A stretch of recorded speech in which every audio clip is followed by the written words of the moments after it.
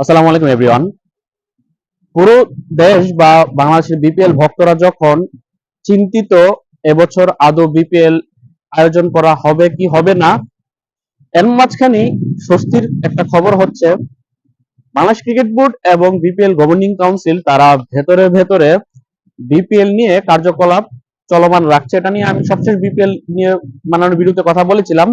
এখন আপডেট হচ্ছে যে তারা বিজনেস মডেল নিয়ে তো কাজ করছে, সেটা জানিয়েছিলাম। পাশাপাশি এখন তারা স্পন্সর, প্রোডাকশন এবং ব্রডকাস্টিং রাইটস কিভাবে তারা সেল করবে বা কি নিয়মে তারা সেল করবে সেটা নিয়েও কিন্তু তারা কাজ শুরু করে দিয়েছে। এছাড়াও সবশেষ আমিনুল ইসলাম বুলবুলের বোর্ডের করা 5 বছরের ফ্র্যাঞ্চাইজি চুক্তিকে বাতিল করে নতুন করে ফ্র্যাঞ্চাইজির সাথে 5 বছরের চুক্তি করার একটা প্ল্যানিং তারা করছে। স্পন্সরের কথা বলছিলাম, গত বছর যারা বিপিএল দেখেছেন আমরা সকলেই জানি বিপিএল এ কিন্তু একটা টাইটেল স্পন্সর থাকে, সেটা প্রত্যেক দেশে ফ্র্যাঞ্চাইজি লিগে থাকে, যেরকম আইপিএল এর tata IPL, Vivo IPL, dream eleven IPL, এরকম বিপিএল কিন্তু ডাচ বাংলা ব্যাংক আইপিএল ছিল গতবারের আগের বার। গতবার কিন্তু টাইটেল স্পন্সর কারা সেটা কিন্তু টুর্নামেন্ট শুরু একদিন আগে পর্যন্ত আমরা জানতে পারিনি। মূলত ইভেন্ট ম্যানেজমেন্ট প্রতিষ্ঠান যাদের কাছে এই এই সত্যটা ছিল, যারা মূলত টাইটেল স্পন্সর বিক্রি করতে বিসিবি কে সহায়তা করে, সেটা কোম্পানির নাম হচ্ছে মাত্রা। তারা টাইটেল স্পন্সরশিপ রাইটসটা তারা কারো কাছে বিক্রি করতে পারেনি। মূলত গত বছর যখন বিপিএল গভর্নিং কাউন্সিল মাত্র 1 বছরের জন্য title sponsor, broadcasting rights, production rights বিক্রির জন্য করার জন্য মাত্র 1 বছরের জন্য টেন্ডার আহ্বান করে, তখন যেহেতু টাইটেল স্পন্সরের রাইটসটা আগে কিনে নেয় মাত্র, তারপর তারা সেটা সেল করে। যেহেতু তারা সেল করতে পারেনি, মাত্রা এই কোম্পানিটির নাম ইমপ্রেস মাত্রা সম্ভবত, সেল করতে না পারার কারণে টাইটেল স্পন্সর ছাড়াই কিন্তু গত বছর বিপিএল শুরু হয়ে গিয়েছিল এবং টুর্নামেন্টের মাঝপথে বাধ্য হয়ে যে কো পাওয়ার্ড বাই যে স্পন্সরটা ছিল তাকে টাইটেল স্পন্সর করা হয়েছিল। টুর্নামেন্ট শুরুর অর্ধ সময় পার হওয়ার পর 14 দিন 2 সপ্তাহ পর টাইটেল স্পন্সর তাদেরকে বাধ্য হয়ে করতে হয়েছে দর্শক সমালোচনার মুখে।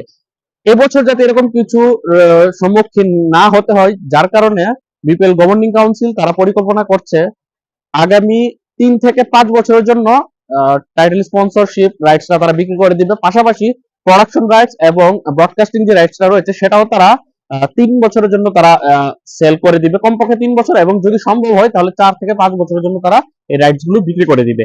গত বছর প্রোডাকশন রাইটস এবং ব্রডকাস্টিং রাইটস তারা একদম শেষ মুহূর্তে এসে বিক্রি করতে পারলেও তাও একাধিকবার তারা কিন্তু সেই যে একটা সময়সীমা ছিল রাইটস এর জন্য আবেদন করে সেটাকে তারা এক্সটেন্ড করে তারপর তারা কিন্তু প্রোডাকশন রাইটস এবং ব্রডকাস্টিং রাইটস তারা সেল করেছিল। কিন্তু টাইটেল স্পন্সরশিপ রাইটসটা তারা সরাসরি যে মাত্রার কাছে বিক্রি করেছিল সেই মাত্রা তারা কিন্তু ওই কোম্পানিটি সরাসরি টাইটেল স্পন্সরশিপের জন্য কোনো কোম্পানির দ্বারস্থ হতে পারেনি, কোনো কোম্পানি আগ্রহ দেখায়নি, যার কারণে কিন্তু তারা টাইটেল স্পন্সর ছাড়া কিন্তু বিপিএল আয়োজন করা হয়েছিল। এবছর যাতে এমনটা না হয়, যার কারণে সরাসরি টাইটেল স্পন্সর, ব্রডকাস্টিং রাইটস এবং প্রোডাকশন রাইটস লম্বা সময়ের জন্য বিক্রি করতে বিসিবি একটা পরিকল্পনা হাতে নিচ্ছে।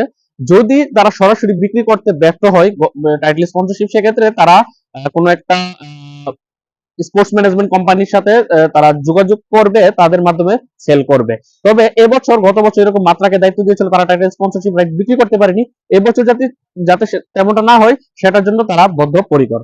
এর পাশাপাশি গত বছর আমিনুল ইসলাম বুলবুলের ক্রিকেট বোর্ড, যেটা বলছিলাম যে 5 বছরের জন্য কিন্তু ফ্র্যাঞ্চাইজি চুক্তি করেছিল দলগুলোর সাথে, যদিও ওই তারা ভালো করে ব্যাংক গ্যারান্টি দিতে পারেনি, একটা প্রতিষ্ঠান ছাড়া বাকি কেউ ব্যাংক গ্যারান্টি দেয়নি। এবং টুর্নামেন্ট শুরুর একদিন আগে কিন্তু চট্টগ্রাম রয়্যালসের যে মালিকানা নিতে যে প্রতিষ্ঠান এসেছিল তারা কিন্তু মালিকানা ছেড়ে দিয়েছে। পরবর্তীতে বিসিবি কিন্তু এই দলটাকে কমিটির দল হিসেবে চালাতে বাধ্য হয়েছে এবং পরবর্তীতে কিন্তু তারা স্পন্সর চালিয়ে দলটাকে পরিচালনা করেছে। টুর্নামেন্ট মাঝপথে গিয়ে ইস্পাহানি তাদের স্পন্সর হয়েছিল, তাই বিসিবি কিন্তু একটা হিউজ লস হয়েছে। পাশাপাশি গত বিপিএল এ 14 থেকে 16 কোটি টাকার একটা হিউজ লস খেয়েছে বিপিএল গভর্নিং কাউন্সিল। যে জায়গাতে তারা লাভ করার কথা সেখানে কিন্তু তারা লস হয়েছে।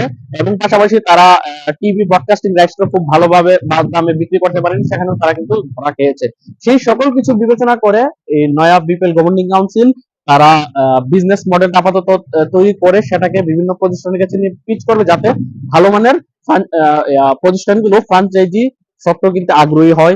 পাশাপাশি তারা লম্বা সময়ের জন্য title sponsorship rights, broadcasting rights এবং প্রোডাকশন রাইটস তারা বিক্রি করে দিবে। এর পাশাপাশি গত বিপিএল এ অংশ নেওয়া দলগুলোর মধ্যে কিন্তু একের অধিক দল রয়েছে যারা কন্ট্রোভার্সিয়াল দল ছিল। ওই কন্ট্রোভার্সিয়াল দলগুলোকে এবছর তারা মালিকানা দিবে না, তাদেরকে বাতিল করে দিবে।